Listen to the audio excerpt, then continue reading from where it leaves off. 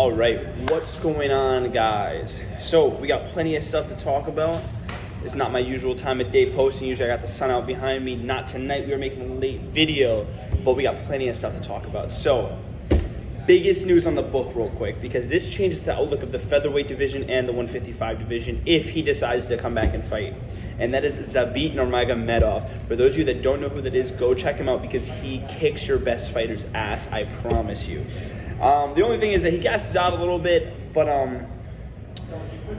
his talent is just ridiculous. There is nobody as talented as him when it comes to the striking and grappling. Putting that together is actually insane. There's nobody like him. Nobody. Not a single fighter that puts the kicks, the taekwondo, the Muay Thai, the grappling, wrestling, jiu-jitsu, all of that together, nobody does it like him. If he comes back, he murders Illia. If he comes back, he murders Islam.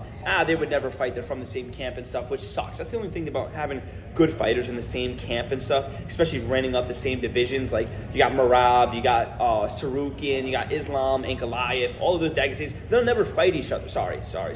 There's the Christian side, and then there's the Muslim side, I believe, of the Russian mountains. The Dagestanis one side. The other side is the Georgians. So the Georgians will never fight each other. The Dagestanis will never fight each other, which I get it. People from the same camp, they'll never fight each other, but that does lock up a couple fights. Like, we'll never see a Marab Sarukian fight, or we'll never see a couple fights going on like that, or an Illia Marab fight. We'll never see something like that because they're from the same Georgia. Anyways, if he comes back and he gets a couple wins, because he retired. So if he comes back, he'll have to put together, string another 2-3 wins together, but he'll get a title shot. And when he gets that title shot, he will not disappoint. I promise you, he is the most untapped, highest potential fighter I've really ever seen. Marcio Ruffy, whatever, he has got nothing on him. All right, next, we got Pitbull versus Yair Rodriguez. Dude, that's going to be an insane fight. Even though Pitbull's 37 years old, he's a little bit on the older side. Guys, do not sleep on his power and his speed. He's got some good speed, especially for his age. Only thing is that he's a little predictable. And when you're fighting Yair, one of the most unpredictable lightweights there is, you do not want to be countered by somebody that powerful, especially with his kicks. Guys, when you guys watch Yair Rodriguez, if there's honestly somebody that resembles a little bit of Zabit's stand-up, it would be Yair. Somebody that's very unpredictable like that. But even Yair, he doesn't touch Zabit in the stand-up game. That's going to be an interesting fight. I honestly want Yair to win. I don't know what they would really do. I mean, it is a good promotional fight because, Pitbull's from PFL. It got bought out by Bellator, I think, so they kind of intertwined them. But there's always been a question of, can high-level Bellator fighters compete with the champions of UFC? And in my opinion, we've never really been shown that. Eddie Alvarez was a champion in Bellator, came over, got smoked. Michael Chandler came over from Bellator, got smoked. Pitbull, coming from Bellator, most likely is going to get smoked. And we can go even further back. We got Ben Askren, came from Bellator, got smoked. And then we got Demetrius Johnson, who went over there and started kicking ass. So, there definitely is. UFC is the premier fighting organization. If you do want to fight professionally and have your name out there, there's no secondary place that you stop. Or maybe somebody's dream is to fight for Bellator. Mine is to fight for the UFC, though, baby. Anyways, next we got Michael Chandler versus Paddy Pimblett. Oh, this is going to be a monster of a fight. I can't believe that Michael Chandler is actually the underdog for this fight. This isn't a 5-round fight, guys. This is a 3. If it was a 5-round fight, I might give it to Paddy, even though we never really seen his cardio in a 5-round fight either. But Michael Chandler definitely doesn't have 5-round fight energy. He has 3-round fight energy, and even with that, he's a pit bull. He's a ball of muscle with not a lot of technique. If you give him a chance in the first 2 rounds, he's going to take it, and he has potential to win. He's an underdog in this fight, which honestly, I had Michael Chandler winning by way of knockout. Paddy's not going to take him down. I don't see that happening.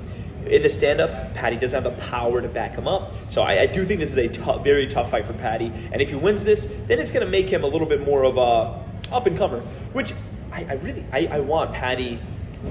If Paddy wins, it'll be something good for the division. I don't want Paddy to win. I want Michael Chandler to win. But if Paddy does win, it'll give somebody that's a little bit younger in the division, because we struggle at lightweight with having anybody under, 33? I think Sarukian is what?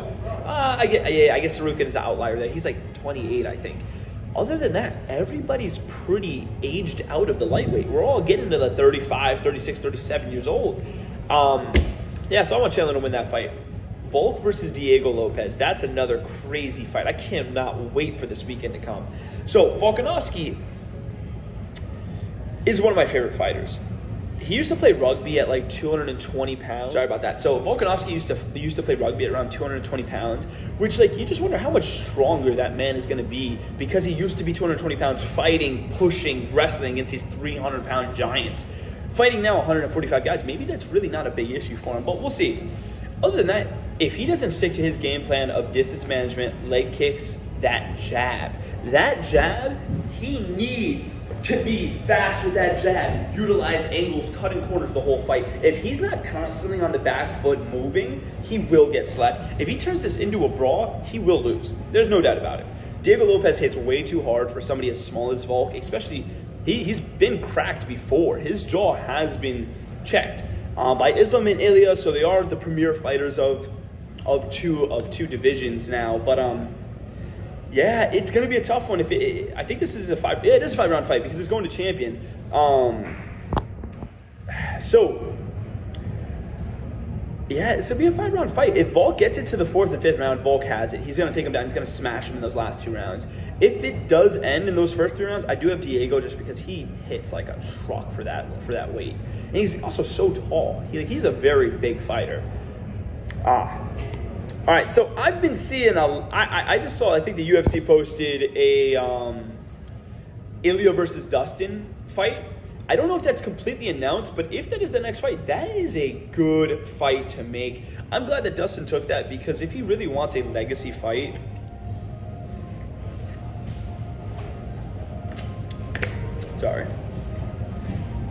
that's who you take down. The next up-and-comer, the next man up, the man that might end up reigning the 155 division as well. Even though I do want to talk about something for a second.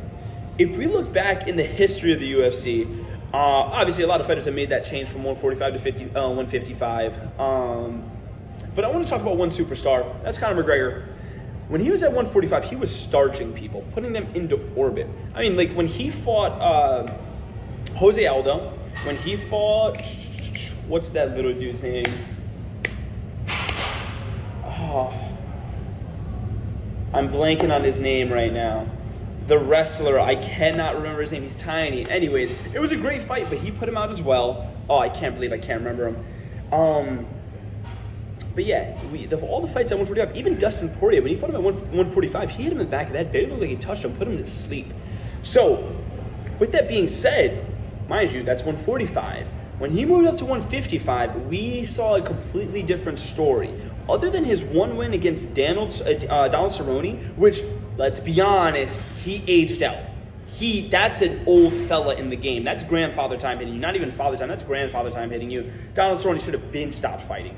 The fact that he's in talks to fight for another 2 fights or whatever, I get it. Listen, you got to get paid. Maybe you ran out of money and stuff like that. Got to figure things out. But what the fuck? You don't deserve to be in the UFC. You're not that talent anymore.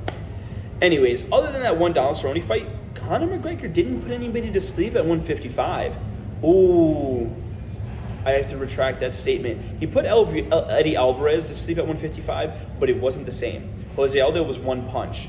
A lot of these people, Dustin Poirier was 1 punch. A lot of these people that had good chins got knocked out and slept by him at 145. Now we go to 155, where he fought Dustin Poirier twice, lost both of those fights. He fought Khabib once, got toasted, and he even got rocked in that fight, even though I hate to say that he got rocked in that fight, because listen, I'm not Khabib. You know, it's your boy Khabib. You know, I'm not the biggest fan of Khabib. But yet, McGregor didn't have that same kind of power and tenacity at 155. So, and even we go to his 170 fight with Nate Diaz where he just couldn't. So, like, it's not mass. It's really, you got to find your weight class and where your power is kind of the best at. Because he did have a decent size advantage on those 145ers. So when he hit them, he really put them out. 155, he didn't have that same weight advantage, size advantage, didn't put him out. And you saw at 170, he was toasting Nate up and couldn't put him down. It was bad. It was bad. But back to the Illia versus Dustin. If Illia, If Illia goes in and pressures him and doesn't throw in any wild winging shots and stays in his bubble, so Illia does a very good job at never getting out of position. So when his elbows are down at his body, they're at the top of his hips right there. So there's really not too much space, and he's always so connected. There's never really any openings, and he doesn't wildly miss his shots like Michael Chandler, Yuri Prohashka, people like that. So with that being said, if Illia sticks to a game plan, pressures Dustin, hits him, backs him up towards the cage, even though Dustin has phenomenal back to the fence boxing. If you guys remember when Dustin Poirier fought Michael Chandler, he was getting dusted in the open. But once he got his back to the cage and he was actually able to utilize a little bit of the fence kind of to be able to roll with the punches, he cracked him with one of the most beautiful right hooks I've ever seen. His head was fully turned. It was awesome. Anyways,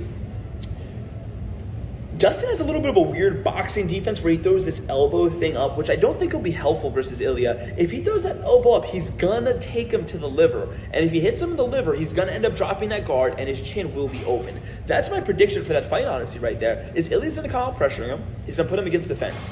He's not going to go for that headshot that Dustin thinks he is, so he's going to end up throwing that elbow up. He's going to tear up that midsection, get Dustin to lower his hands, and then he's going to take his head off. Illia doesn't really need to throw winging shots. He doesn't depend on his power.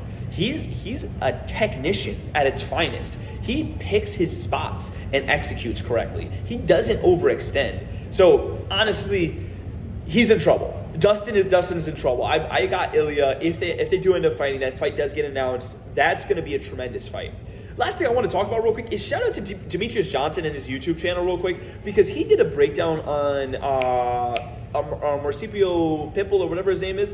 It was fantastic. He knows fighting like no one else. He really is. If you want to learn about fighting from anybody that's actually in the UFC, pick Demetrius Johnson. I even just watched his fight against Rod Tang, which for those of you, a lot of you guys are going to click off the video right now because Rod Tang is a big Muay Thai fighter. He's not a big name. So when you guys hear Rod Tang versus Demetrius Johnson, you're going to be like, what the hell are you talking about, Chris?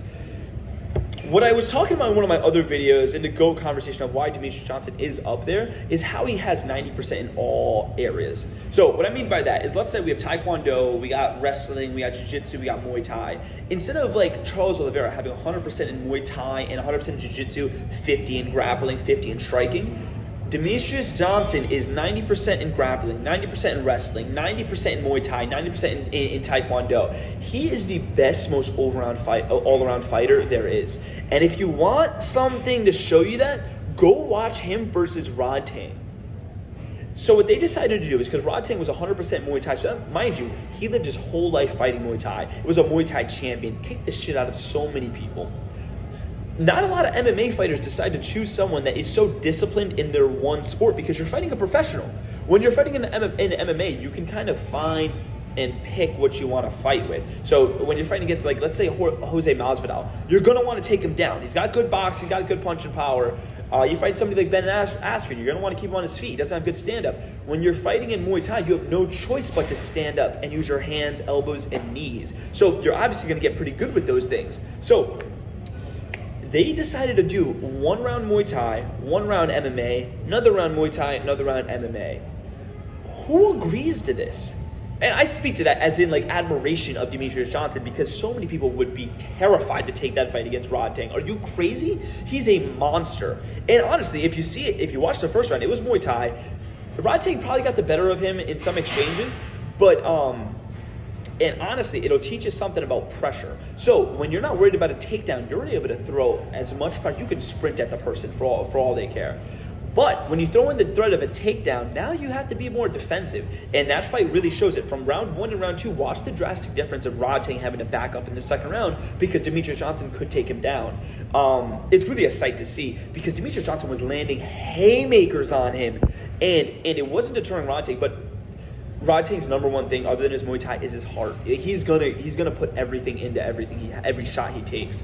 Other than that, though, the second round, it was obliteration. He ended up throwing a southpaw to orthodox body kick, which is always open for the southpaw stance. So Demetrius Johnson switched to his southpaw stance, which is right leg in front, throws a body kick. Rodtang throws a looping left hand. He ducks under. By the time you duck under that punch, you have the person's hips. All you have to do is hug them, and you got them. So that's what he did. Hugged him, took the back, rear naked choke. Rodtang fought it off for a little bit, and big respect to Rodtang, though. He went to his ass to sleep.